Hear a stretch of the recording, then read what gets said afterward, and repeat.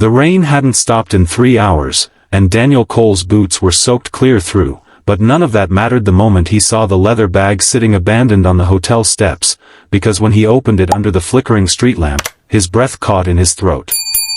$40,000 in neat, banded stacks stared back at him, along with an ID that read Diana Harlow, and in that instant, Daniel understood that the next 60 seconds would decide the rest of his life. If you believe in second chances, in honesty when no one is watching, and in stories that remind us kindness still matters, hit like, drop a comment, share this with someone who needs it, and subscribe to Kindness Corner, because this story is about to break your heart and heal it all at once. Daniel was 38 years old, a courier for a downtown delivery service, and a single father to an 8-year-old girl named Lily who believed her dad could fix anything: bicycles, broken toys, bad days. What she didn't know was that he couldn't fix the eviction notice taped to their apartment door, or the stack of medical bills from her asthma treatments, or the gnawing fear that kept him awake most nights. Since his wife passed 2 years earlier, Daniel had worked double shifts, skipped meals, and sold almost everything of value he owned, just to keep a roof over his daughter's head. He was a proud man, but pride didn't pay rent, and lately, he'd been running out of both money and hope. That night, he'd been finishing a delivery near the Grand Ashford Hotel when he spotted the bag tucked behind a marble pillar, forgotten in the chaos of a black-tie charity event letting out into the storm. He almost walked past it.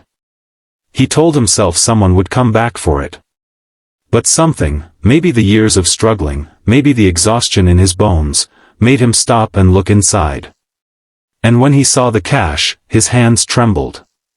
$40,000. Enough to pay off every bill. Enough to move Lily into a safer neighborhood. Enough to breathe again, for the first time in 2 years. He stood there in the rain, water dripping from his hair, his heart pounding so hard he could feel it in his ears. He thought about Lily's worn-out sneakers, about the landlord's final warning, about how easy it would be to simply disappear into the night with the bag pressed against his chest. No one had seen him. No cameras faced this corner.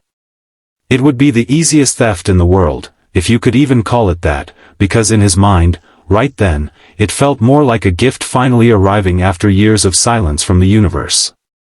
But then his fingers brushed against a photograph tucked inside the wallet, a picture of a little boy, maybe 6 years old, gap-toothed and laughing, clutched in the arms of a woman who could only be Diana Harlow. And Daniel's chest tightened, because he recognized that look on her face. It was the same look he gave Lily every single morning. The look of a parent whose entire world fit inside one small, breakable person. He thought about how he would feel if someone found Lily's photo in his missing wallet. Would he want them to disappear into the night with everything he had, or would he pray, somewhere deep in his gut, that a stranger's conscience was stronger than their need? Daniel closed the bag, tucked it under his soaked jacket, and instead of walking toward the bus stop that led home, he walked back through the hotel's revolving doors, drenched and shaking, asking the front desk for anyone connected to the name on the ID.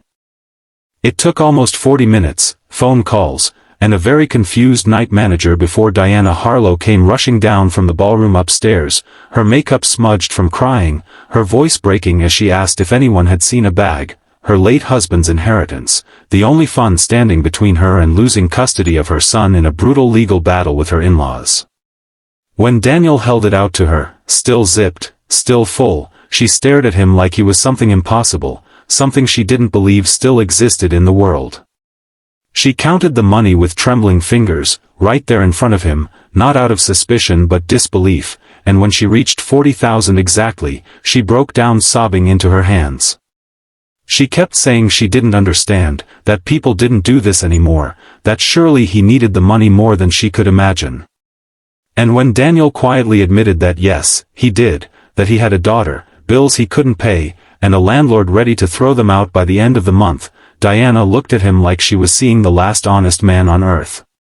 She insisted on driving him home that night, refusing to let him vanish into the rain like some ghost of good conscience. In the car, she learned about Lily, about his late wife, about the 2 years of quiet suffering he'd never told anyone about because asking for help felt like admitting failure.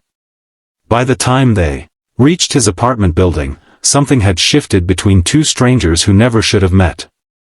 Word of what Daniel did spread faster than either of them expected. A hotel employee posted about it online, and within days, local news picked up the story of the courier who returned $40,000 instead of keeping it. But it wasn't the viral attention that changed Daniel's life. It was Diana, who returned 3 days later, not with a reward, but with an opportunity. Her family's foundation needed a logistics coordinator, someone reliable, someone whose word actually meant something. She'd seen everything she needed to see on that rainy hotel step. Daniel took the job.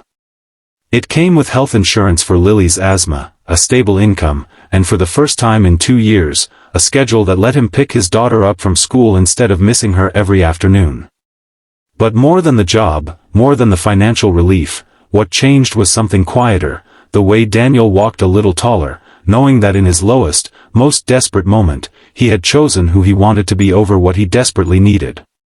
Lily never fully understood the details, only that her father came home one rainy night and told her that sometimes doing the right thing feels impossible, but it's the only thing that actually saves you.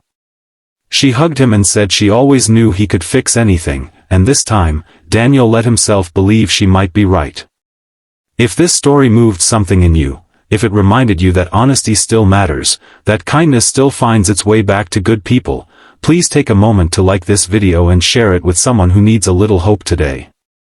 Before we go, I want you to comment one word below that describes how this story made you feel. I read every single one, and it means more than you know.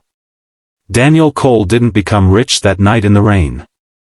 He became something better. A man whose daughter would grow up knowing that her father chose honor when no one was watching, and that sometimes, the bravest thing a person can do is give back what could have solved all their problems, trusting that doing right will somehow, someday, make everything right again.